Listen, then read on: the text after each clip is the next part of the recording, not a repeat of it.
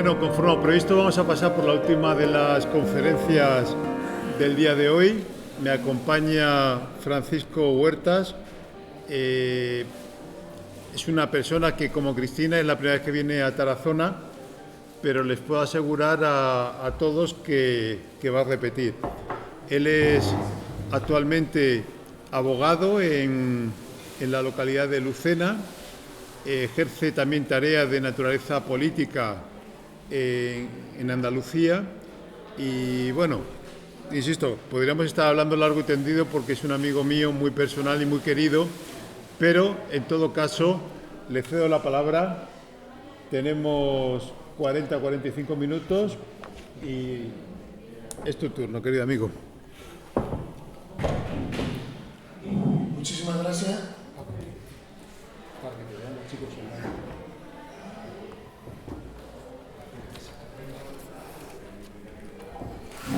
Francisco, aquí.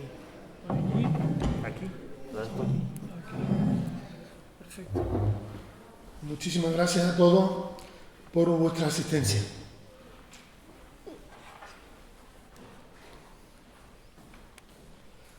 A esta hora, allá en mi tierra, en el mismo centro de Andalucía, donde el mercurio hierve literalmente en el interior del termómetro, a esta hora, se bebe 1, 2 o hasta 3 vasos de gazpacho bien fresquito.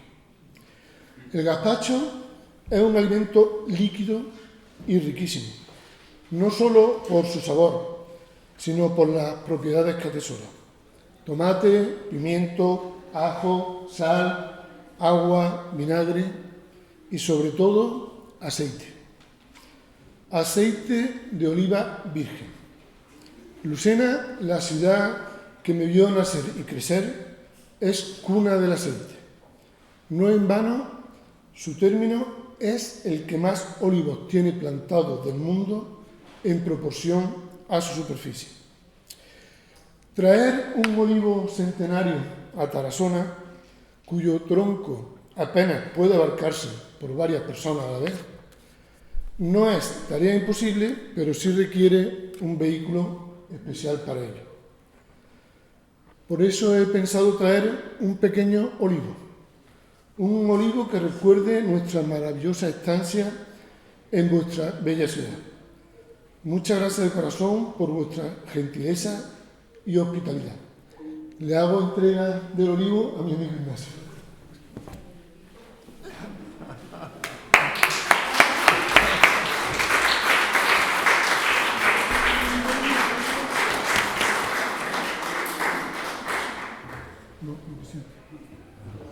Y como señal de agradecimiento, como símbolo de la inmensa gratitud que la ciudad de Lucena le tiene a Ignacio, le voy a colocar un pin con el escudo de nuestra ciudad en la solapa de su chaqueta.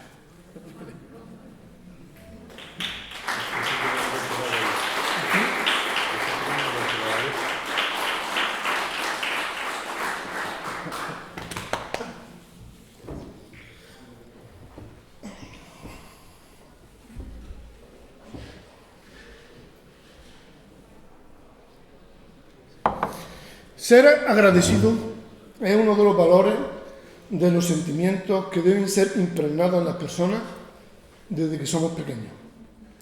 Dar las gracias reconforta realmente a quien manifiesta esos sentimientos.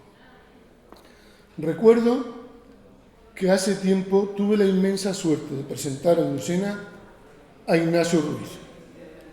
Decidí hacerlo desde su aspecto exclusivamente humano, ni académico ni literario. Para estos últimos pensé, está Internet. Y escribiendo su nombre en el buscador, aparecerá su rica y extensa obra literaria y su tarea docente. Me puse en contacto con personas de su entorno más cercano, quienes me fueron filtrando sus gustos y sus aficiones. Con el paso del tiempo he aprendido que su mayor valor es la amistad.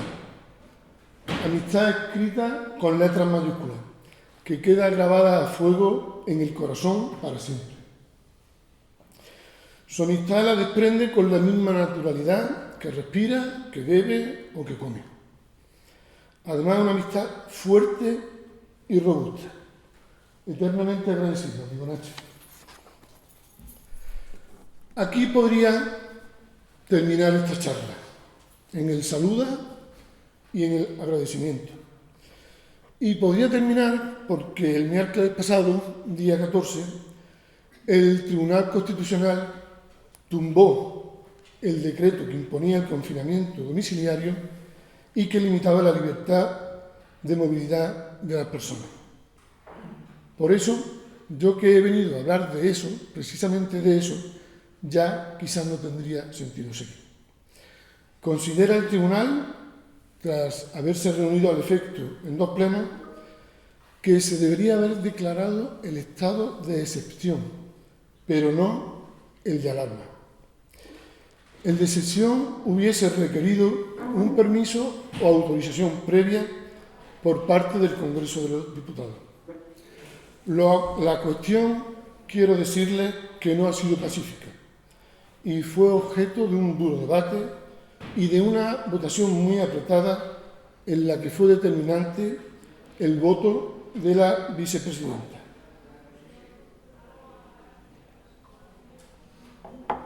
Aún así, intentaremos desmenuzar un poco el tema para el que hemos sido gentilmente invitados. Las sanciones durante la pandemia. Ese es el título de esta charla. Evidentemente, la sanción tiene lugar cuando se ha infringido una norma que lleva aparejada la misma. Lejos está mi intención a esta hora de atiborrarle con toda la legislación generada durante la desgraciada pandemia, de la que, según muchos científicos, vivimos ya la 5ª ola. Pero sí debemos al menos nombrar 3 o 4 normas que son fundamentales en este asunto. Por una parte, la Constitución española, a la que algunos se empeñan en denostar y en atacar. El espíritu de nuestra transición democrática, sin duda, ha traído el periodo más largo de paz y tranquilidad para todos los españoles.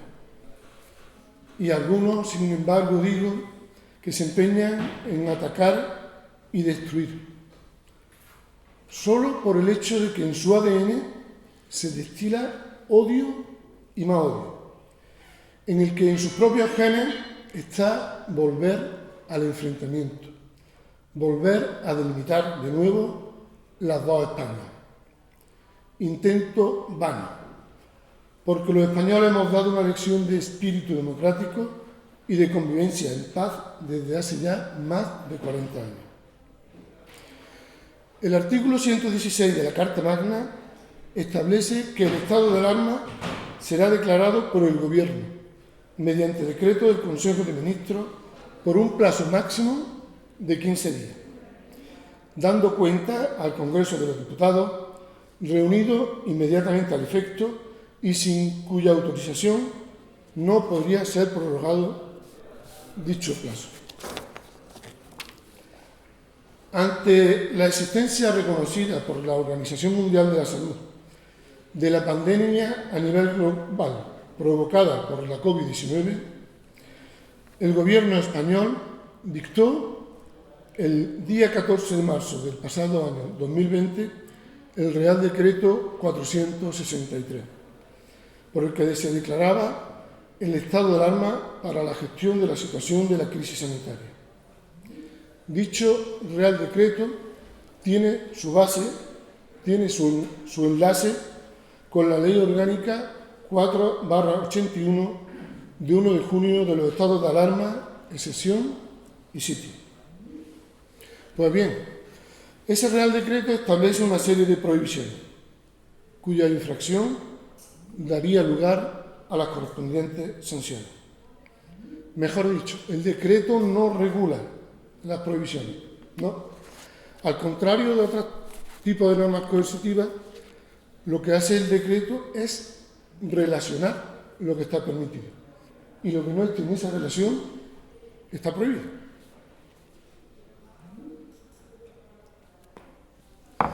Pero vamos a adentrarnos ya en lo práctico, en lo casuístico.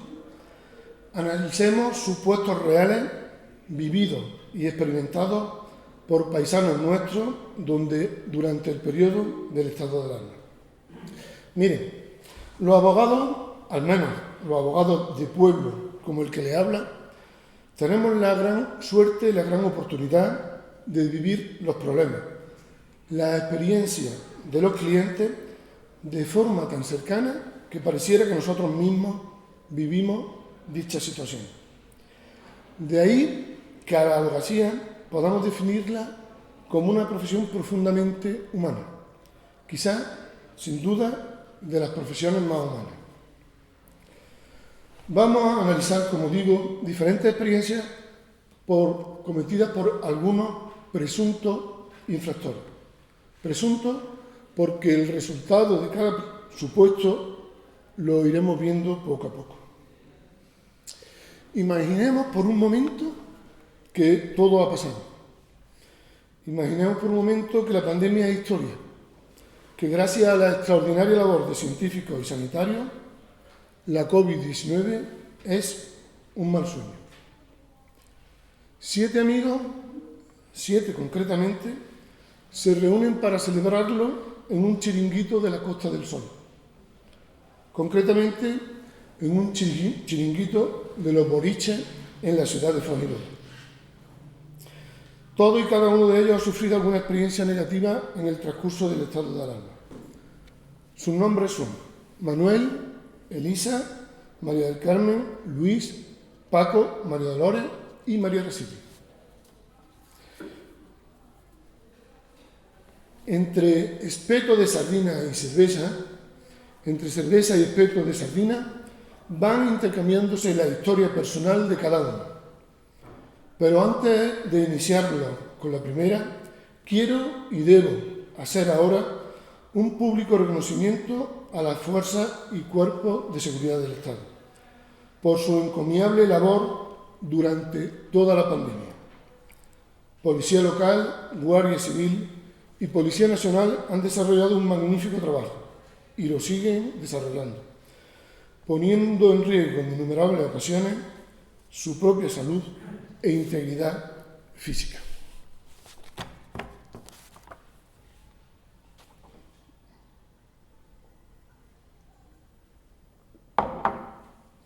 Podemos empezar por Manuel. Él es usuario del comedor social Virgen de Araceli de Lucena, dependiente de Cáritas de la parroquia de la Sagrada Familia. ¿Qué sería de miles y miles de personas, de cientos de españoles, si no hubiese sido por la ayuda de Cáritas? La policía lo detiene el día 1 de abril del pasado año 2020 y lo detiene en plena vía pública. No venía ni de comprar, ni mucho menos iba a un banco, no tenía dinero. La denuncia se formula por no existir causa justificada para deambular por las calles de Lucena. Elisa es una amante de los animales, conocedora de que una de sus amigas posee un perro, sin dudarlo, va a su casa y lo saca a pasear. Es el día 2 de abril de 2020. El boletín de denuncia, extendido por los agentes de la policía local, es claro. Se encontraba a una distancia considerable de su domicilio sin justificación alguna para ello. El perro era real, no como el de una vecina de Ciudad Real que sacó un perro de peluche a pasear. A María del Carmen y a su marido, Antonio, los detiene una dotación de la Guardia Civil a pocos kilómetros de la ciudad de Lucena, concretamente en el punto kilométrico 20 entre dicha localidad y la de Antequera. Dirección Marbella. La excusa o explicación que les da a los agentes realmente es justificable. Han recibido llamadas telefónicas de unos vecinos del edificio de la Costa informándole de que su piso está sufriendo una fuga de agua y produciendo graves daños a los pisos de las plantas inferiores. Luis es feriante. Pertenece a uno de los colectivos más damnificados por la pandemia. Cuenta que ha estado más de 20 meses sin poder trabajar a causa del virus. Es interceptado en el interior de su caravana. Aduce que vive en ella y que por tanto constituye su domicilio familiar. El supuesto de Francisco o de Paco ocurre el día 8 de mayo del año pasado. En esa fecha estaba permitido ya ir a recoger comida a establecimientos de restauración y a eso se dispuso. Sin embargo, una vez en la puerta del bar, fue denunciado por los agentes de la policía local. María Dolores y María Araceli son autónomas, ambas agentes de la propiedad inmobiliaria. Fueron denunciadas cuando se disponían a visitar una finca de olivar para ponerla a la venta en su oficina inmobiliaria. Todos y cada uno de nuestros protagonistas presentaron los correspondientes escritos de alegaciones ante el órgano correspondiente, en nuestro caso, la subdelegación del Gobierno en Córdoba. Pero, ¿qué ocurrió con cada uno de ellos? ¿Obtuvieron respuesta estimatoria a sus pretensiones o fueron denegadas? ¿Plantearon recurso de alzada? ¿Llegó ese recurso a resolverse? ¿Interpusieron el correspondiente contencioso a la jurisdicción competente? Veámoslo. Manolo, el usuario del comedor social. ¿Cómo se solventó su asunto? Pues gracias a un cura. Sí, al cura responsable del comedor, que como dije dependía de Cáritas. Un escrito autorizado por el sacerdote en el que indicaba que efectivamente Manolo era usuario del comedor, constituyó la prueba suficiente para justificar el hecho de que anduviese por la vía pública. Su alegación, por tanto, fue estimada. Y con Elisa, ¿qué ocurrió? Que recordaréis que se encargaba de pasear al perro de su amiga. Pues estaba su residencia a muchísimos metros del de la amiga. El hecho de que tuviera esa obligación de sacar al perro no era en absoluto caprichoso. Pudimos conseguir un informe médico en el que se hacía constar que la amiga había sufrido una caída y se había fracturado la tibia y el peroné. Por tanto, la subdelegación del Gobierno entendió admisibles las alegaciones y archivó el procedimiento sin más trámite. En el caso de María del Carmen, si lo recordáis, había manifestado a los agentes de la Guardia Civil de Tráfico, al salir de Lucena, que su piso de la playa había sufrido una fuga de agua y tenía que ir a solventar el problema. Su grave sorpresa, fue que al llegar al punto de destino, la estaban esperando dos agentes de la Policía Nacional, quienes descubrieron que todo fue un invento, una farsa. Evidentemente se le formuló la correspondiente denuncia por desobediencia y no tuvo más remedio que abonar una multa de 601 euros. Luis, el feriante, que manifestó que vivía en su caravana, nunca pudo acreditar dicha circunstancia. En realidad estaba empadronado en una casa de una calle céntrica de Lucena y para saltarse el confinamiento se dirigía diariamente desde su domicilio al lugar donde se encontraba estacionada su caravana. Fue sancionado igualmente con 101 euros. Sobre lo sucedido con Paco, recordemos que fue a comprar comida el día 8 de mayo. Se le impuso una sanción por encontrarse en el interior del establecimiento. Hay que reseñar en este punto, porque la fecha es muy importante, la Orden Ministerial de Sanidad 386/2020. En el escrito de alegaciones presentado en su día, se afirmó que el denunciado había actuado dentro de los supuestos permitidos por la citada orden ministerial, la cual entró en vigor el día 3. Además, se adjuntó una declaración jurada del titular del restaurante en el sentido en que su cliente nunca había traspasado al interior del mismo, que solo se limitó a recoger la comida que previamente había sido encargada por teléfono. La alegación fue desestimada por la subdelegación del Gobierno y recurrida ante el Ministerio del Interior. Aún no ha sido resuelta. En cuanto a las dos agentes de la propiedad inmobiliaria, María Araceli y María Dolores, tuvieron que justificar su profesión.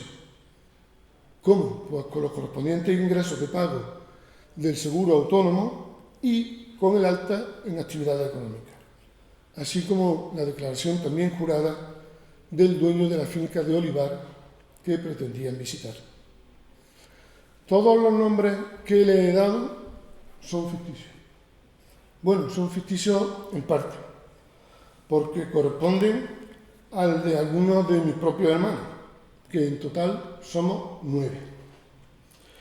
Pero sí les puedo asegurar que los casos son todos reales, de personas que fueron denunciadas durante el estado de alarma y que, como decíamos antes, intercambiaron su experiencia en el chiringuito ante una cerveza bien fresquita.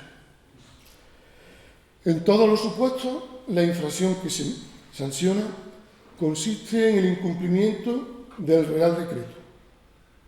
Estaríamos ante una presunta comisión de una infracción tipificada en el artículo 36.6 de la Ley Orgánica 4/2015 de 30 de marzo de Seguridad Ciudadana. En palabras de la Abogacía del Estado, la infracción del citado precepto sanciona algo más que el genérico incumplimiento del ordenamiento jurídico.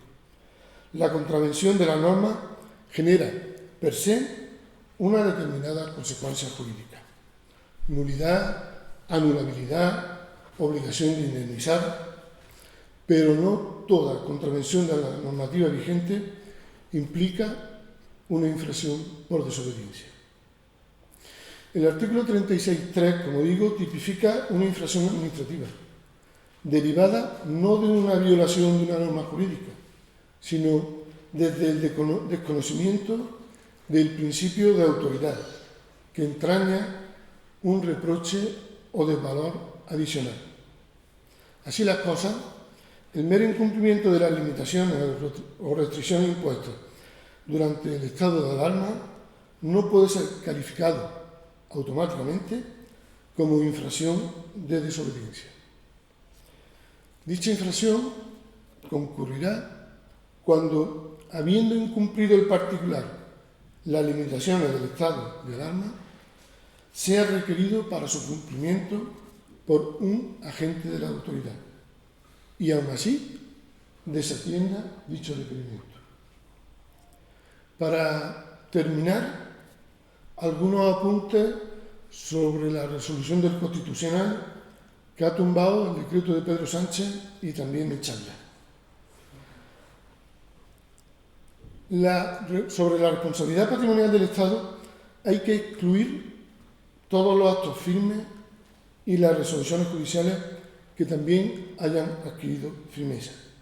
Es decir, el Constitucional no va a obligar al Estado en absoluto a devolver un solo euro por asuntos que hayan sido ya culminados, que estén sancionados y que las infracciones hayan sido abonadas por los administrados. Sin embargo, se abre la puerta a aquellas sanciones que aún están recurridas. Entonces, solo entonces, podríamos aspirar a una reducción de la sanción o incluso a la eliminación completa de la misma. Por último, Nacho, reitero mi profundo agradecimiento. Es un placer estar en esta bellísima ciudad de Tarazona y estar acogido por tan entrañables personas. Termino ya de verdad con una frase con la que el prior del convento de los padres franciscanos de Lucena despide siempre a sus fieles. Sed felices haciendo feliz a los demás. Muchas gracias.